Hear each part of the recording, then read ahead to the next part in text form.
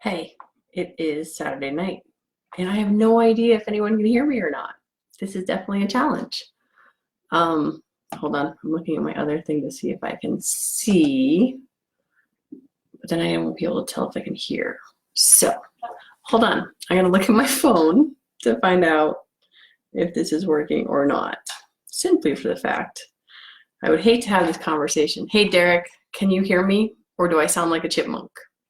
Charlie, let me know. Do I sound like a chipmunk, or can you actually hear what I'm saying? Anybody? Anyone? Oh, hey, Aaron. I'm gonna ask, can you guys hear if I spell right? All right. So, anybody? I need to know. I see me. I know that part works. I'm trying to figure out if the sound is working. Sounds okay. Yes. Awesome. Thank you. Before I got into this lovely, crazy topic, I definitely wanted to make sure that someone could actually hear what I'm having to say. Hey, Vin, how are you? Thank you, guys. Thank you for getting back to me. Sounds perfect. Awesome. Because guess what? I got a real big fancy, ready? Hold on, I'll show you. Ready? My new thing. Ta-da! Wait. So yeah, it's a microphone because I know it can actually look like something else, but it's really not something else. So my first time with this thing out of the box. So thank you guys for getting back to me. Sorry, I forget there's a delay here.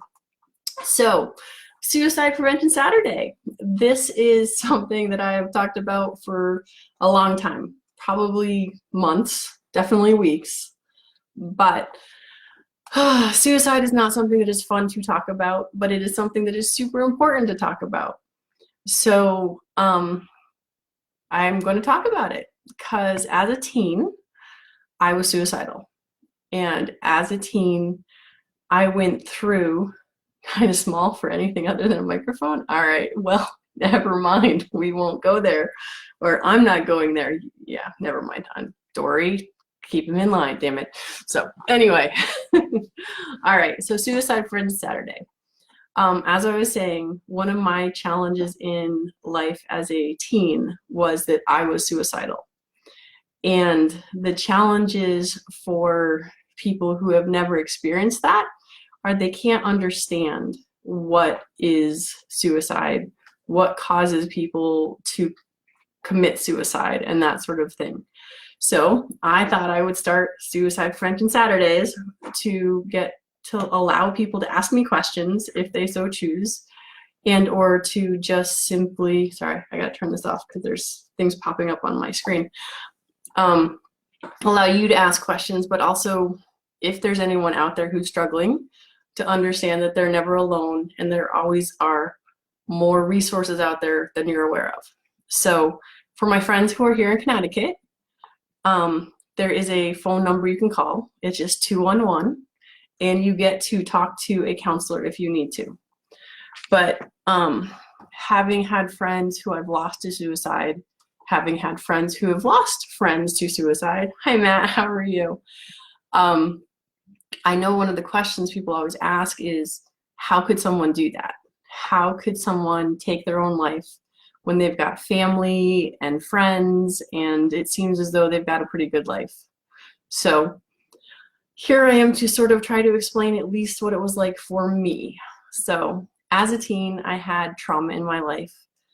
And I'm not going to go into that because that would take a really long time and it'd be a really long Facebook Live. So I was just suicidal as a teen because I didn't know how to deal with trauma. And it made me feel very alone. Now, when I was a teen, I was a good student. I was a jock. I did all those things that everyone expects you to do. More than once, I was absolutely called the all-American girl and just told how smart I was and pretty and all of that sort of stuff. So one of the things people need to understand about folks who are suicidal is it's not generally an outward thing. I mean, there are people you see who are depressed and that sort of thing, but the suicide is in here because it's about how you feel. It has nothing to do with how you look. It has nothing to do with people encouraging you around you or not encouraging you around you. So it is a feeling of worthlessness in that you could have the best family in the world, the most loving friends in the world, but inside you just feel as though the world is a better place without you. And my friends who are on here who know me, they're like, really? Not you, Brooke, right? So that's just it, is that there's not always an outward awareness of someone is suffering, because all of my suffering was in here. I didn't say anything about it. All my anguish and my pain was inside of me. It wasn't something I was telling anyone else about until now, because it's super important that people understand what happens and what they need to do, because I'm doing this in hopes that perhaps someday I can help someone else who's either dealing with suicide or helping someone who needs to know that there's a resource out there for them. Like I said, here in Connecticut, the easiest one I have is just dial 211, and there's counselors that can talk to you. Because this is Facebook and this can be anywhere, I'm sure there's something like that. And there's tons of suicide prevention hotlines and stuff like that. But when you're suicidal, you are not likely to be going to look for that. So it's good to learn about these things beforehand. Let's see, what else? It's kind of a hard subject. So if you have any questions, please ask, because I wrote down a couple things.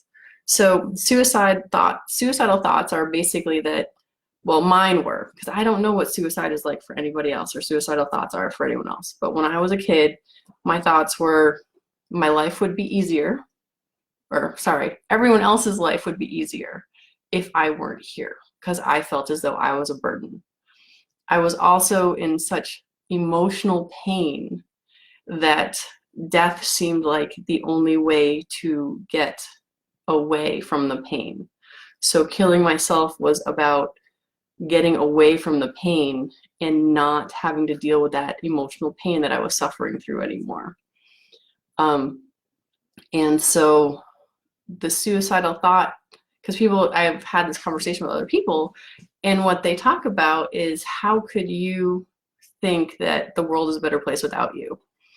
And when you're in that emotional pain, it's super easy to think that the world is a better place without you, because your life would be over and you would no longer suffer. I was 19 when I finally got to go to counseling. And thanks, hon. Thank you, Erin.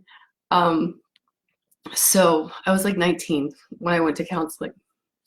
And it was challenging because all of my life, I had no idea the fact that I knew how to kill myself, that I had a plan how to kill myself, that this was not normal.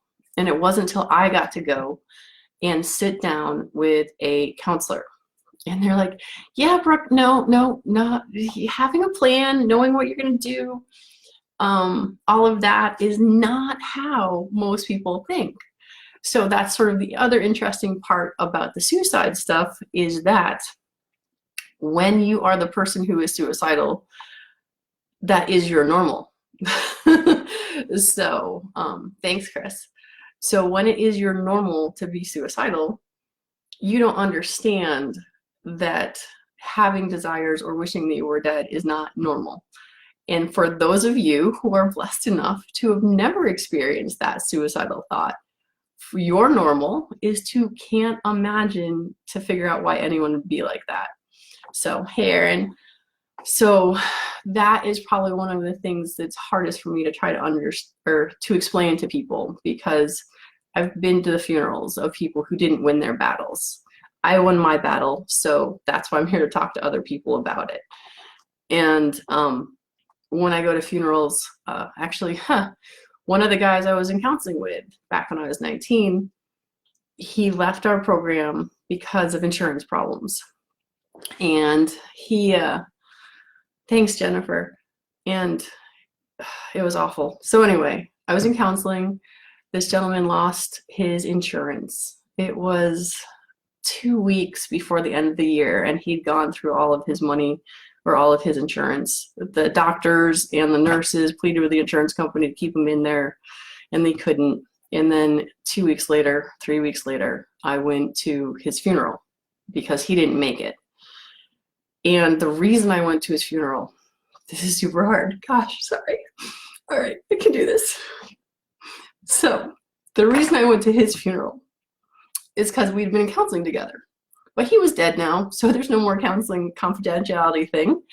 So I needed to tell his family that it wasn't their fault. Because during counseling, he loved his family very much, and he knew that his family wanted him to get better. And he lost the battle. And I think that's one of the hardest parts about people when they lose the battle to suicide. The family and friends that are left behind can't understand why they couldn't help them. And they can't understand why they were left behind.